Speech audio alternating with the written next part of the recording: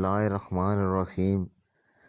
جب حضرت یوسف علیہ السلام جیل خانے میں داخل ہوئے تو آپ کی دو قیدیوں سے ملاقات ہوئی جنہوں نے اپنے خوابوں کو آپ کے سامنے رکھا۔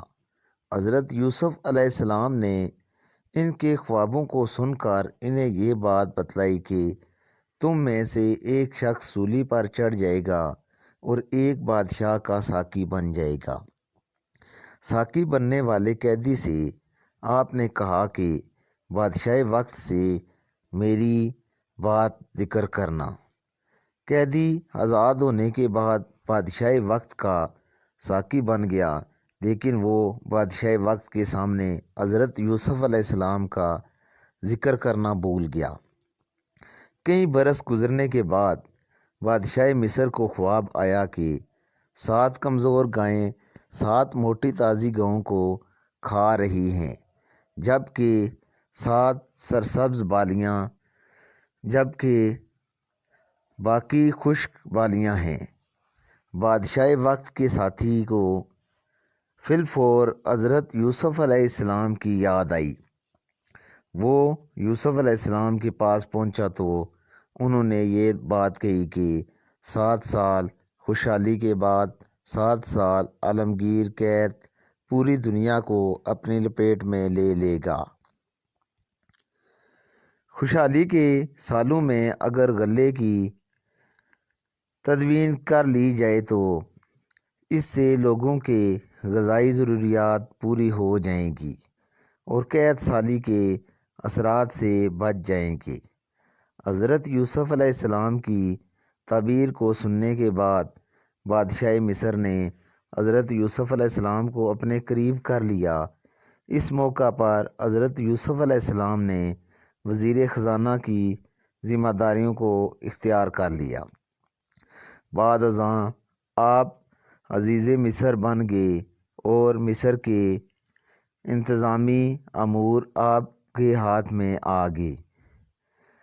جب خوشحالی کے سالوں کے بعد عالمگیر قید نے پوری دنیا کو اپنی لپیٹ میں لے لیا تو جہاں پر دنیا کے دیگر ممالک کے لوگ اس کے زیر اثر آئے ہیں، پھر حضرت یوسف علیہ السلام کے بھائی بھی اس قید کے اثرات کی زد میں آئے تو جب انہیں اس بات کی اطلاع ملی کہ مصر سے غلہ مل سکتا تو وہ بھی آپ سے غلے کے اصول کے لیے پہنچ گئے۔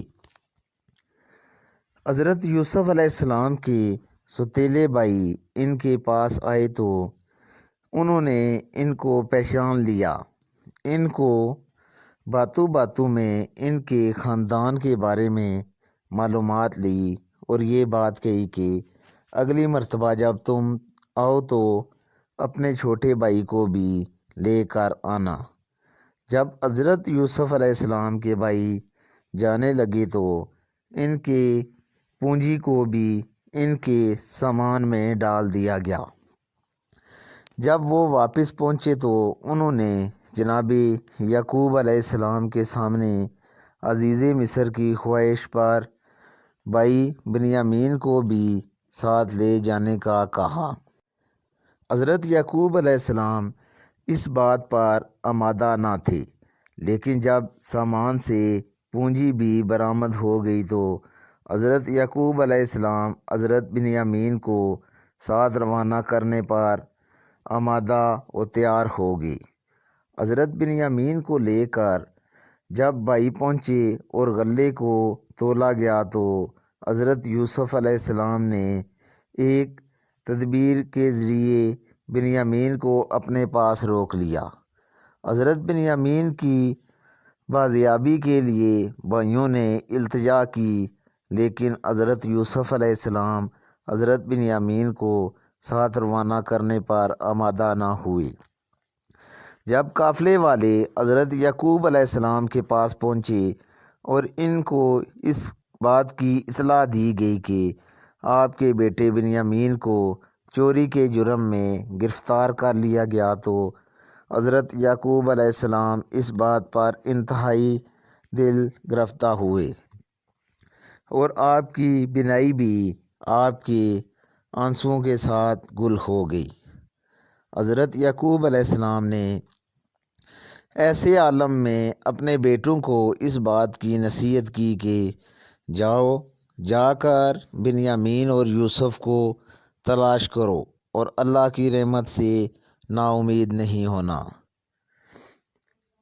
اب کی مرتبہ جب بعض بھائی گئے تو اس مرتبہ خریداری کے لیے ان کے پاس جمع پونجی موجود نہ تھی۔ انہوں نے بڑی دل گرفتگی سے عزیز مصر کے سامنے اس بات کا اظہار کیا کہ آپ سے ہم صدقہ لینے آئے ہیں اور آپ ہمیں صدقہ دیں۔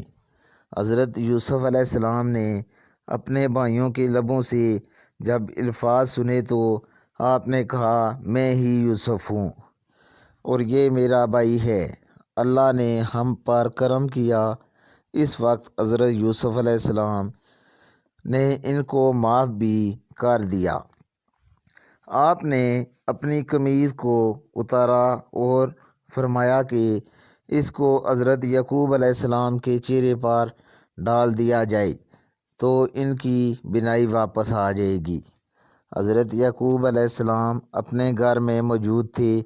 انہوں نے اپنے گھر موجود بیٹوں سے کہا کہ مجھے یوسف کی خوشبو آ رہی ہے، تو بیٹوں نے بعض بے ادبی کے الفاظ کہے۔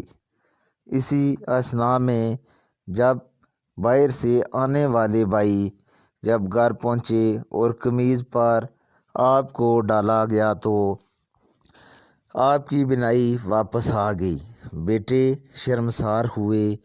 آپ نے ان کی خطا کو معاف کر دیا اور تمام اہل خانہ مصر روانہ ہوئے، جہاں حضرت یوسف علیہ السلام نے اپنے والدین کو تخت پر بٹھایا اور آپ کے والدین اور بھائی آپ کے سامنے سجدہ ریز ہو گئے۔ یوں حضرت یوسف علیہ السلام کی خواب کی تعبیر مکمل ہو گئی۔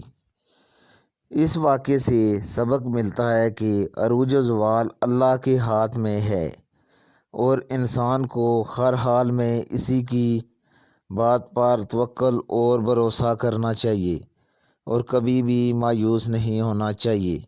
اللہ تبارک تعالی ہمیں صحیح معنوں میں علم حاصل کرنے کی توفیق عطا فرمائے، آمین۔